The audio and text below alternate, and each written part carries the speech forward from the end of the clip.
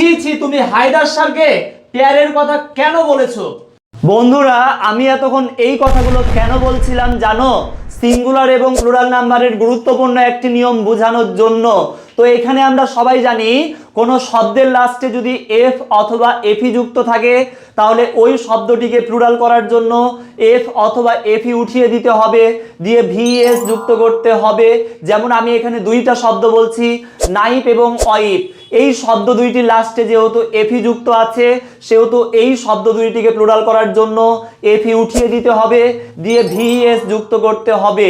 তবে এই শব্দগুলো লাস্টে এফ অথবা এফি যুক্ত থাকলেও এই শব্দগুলোকে প্লুরাল করার জন্য শুধু এস যুক্ত করতে হবে। আর এই নিয়মটি একটু ব্যতিক্রম, আর এই ব্যতিক্রম নিয়মটিকে মনে রাখা প্রায় অসম্ভব একটা বিষয়।